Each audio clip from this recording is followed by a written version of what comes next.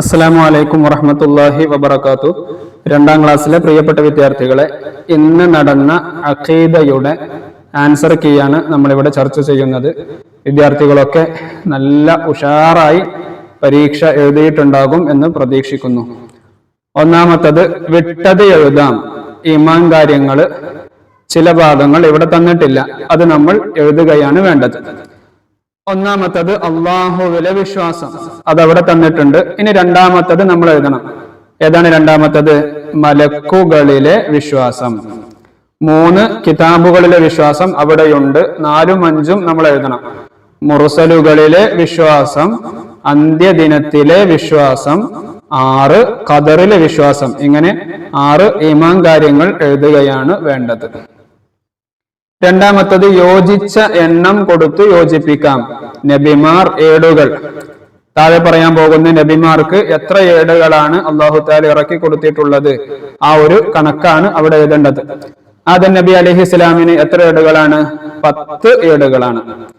ഇദ്രീസ് നബി അലൈഹിസ്സലാമിന് 30 ഏടുകൾ. ഷീസ് അലൈഹിസ്സലാമിന് 50 ഏടുകൾ. ഇബ്രാഹിം നബി അലൈഹിസ്സലാമിന് 10 ഏടുകൾ. ഇങ്ങനെ നബിമാർക്ക് ഇറക്കപ്പെട്ട ഏടുകളുടെ കണക്ക് കൃത്യമായി എഴുതുകയാണ് വേണ്ടത്. 4 മാർക്ക്, ഓരോ മാർക്ക് വീതം 4 മാർക്ക് അതിനുണ്ട്. ഇനി മൂന്നാമത്തത്, അള്ളാഹു ഇറക്കിയ കിതാബുകളുടെ പേരുകൾ എഴുതാം.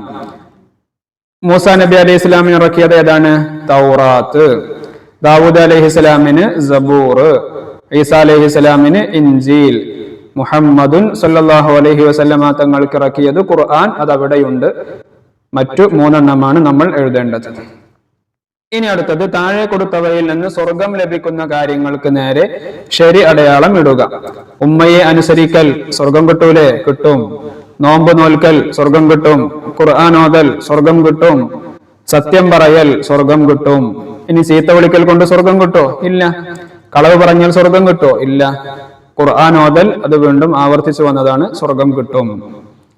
ഇനി അടുത്തത്, ഉത്തരം എഴുതാം. നാം ആരെയാണ് ആരാധിക്കേണ്ടത്? അള്ളാഹുവിനെയാണ് ആരാധിക്കേണ്ടത്. നമ്മുടെ നബി സല്ലല്ലാഹു അലൈഹി വസല്ലമയുടെ ജനനം എവിടെയാണ്? മക്കയിലാണ്. പരിശുദ്ധമായ മക്കയിലാണ് മുത്തനബി സല്ലല്ലാഹു അലൈഹി വസല്ലമ തങ്ങൾ ജനിച്ചത്.